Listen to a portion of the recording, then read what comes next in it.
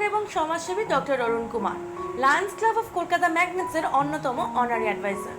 আসুন শুনি কোভিড-19 পরিস্থিতি সম্পর্কে Lions magnet doctor Arun Kumar কি বলছেন।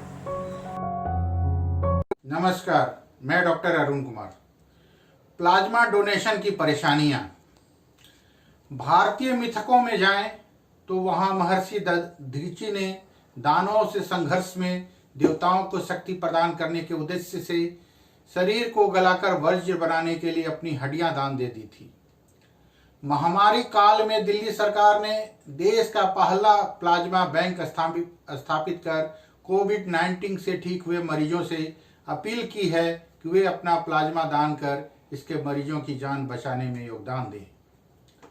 खून की तरह प्लाज्मा की पूर्ति भी शीघ्र ही हो जाती है, लेकिन रक्तदान, नेत्रदान और अस्थिदान जैसे असंख्य आह्वानों का नतीजा देखें तो दान में मिले रक्त की बर्बादी से लेकर खून और अंगदान के गिरोहों पर नजर दौड़ाएं तो कहीं से नहीं लगता कि प्लाज्मा डोनेशन की सरकारी अपीलें रंग लाएंगी।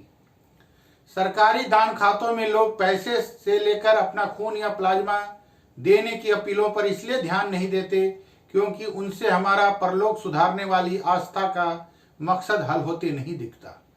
दूसरे, अपारदर्शिता और रख रखाव की ढीली व्यवस्था के चलते सरकारी दान खातों की घपलेबाजियां देखकर लोगों का इससे मोहभंग ही हो चुका है। 3 साल पहले चेतन कोठारी नामक शख्स की आरटीआई के जवाब में national AIDS control organisation NACO की ओर से उपलब्ध कराए गए आंकड़ों के आधार पर 2017 में तैयार एक रिपोर्ट बताती थी कि पूरे देश के ब्लड बैंकों ने पिछले 5 सालों में जमा हुए इंसानी खून और उसके जरूरी अवयवों की 28 लाख यूनिटें रख रखाव संबंधी लापरवाही के कारण बर्बाद कर दी थी। इस बर्बादी को न केवल खून बल्कि रेड ब्लड सेल्स और प्लाज्मा भी शामिल था।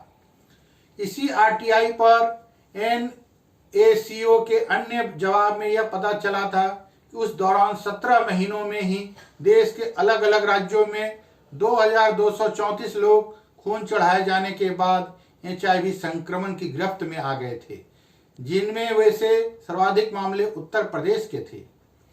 अस्थिदान में फर्जीवाड़े कम हैं, पर धार्मिक आस्थाओं में बंधा समाज इससे बाहर नहीं आ पाता कि अगर उनके प्रियजनों के 100 की हड्डियां ले ली गई तो अगले जन्म में उसे उन अस्थियों का अभाव यानी विकलांगता झेलनी पड़ सकती है। नतीजा यह है कि 1999 में एम्स में जिस बोन बैंक की शुरुआत की गई थी उसे 2017 तक सिर्फ 24 मानव देहें दान में मिल सकी थी। फर्जीवाड़ा एक बड़ी समस्या है जो ब्लड, प्लाज्मा डोनेशन आदि के रास्ते में बड़ी मुश्किल पैदा करता है।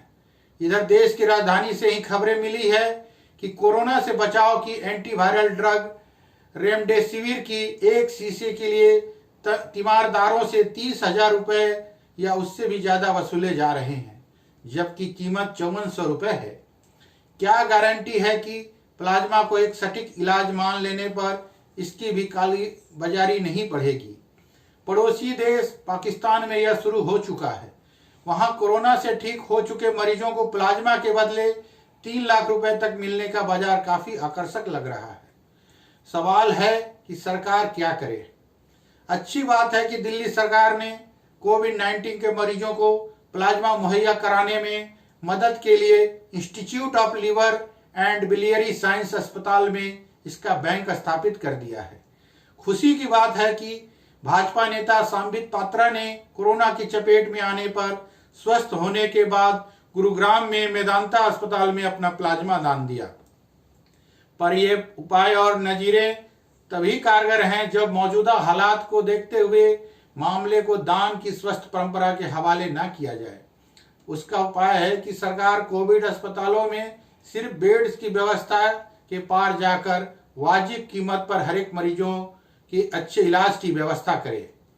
अगर किसी भी तीमारदार को रेमडेसिविर लाने के लिए अस्पताल से बाहर भेजा जाता है तो इसे उस अस्पताल के आपराधिक कृत्य में शामिल किया जाना चाहिए।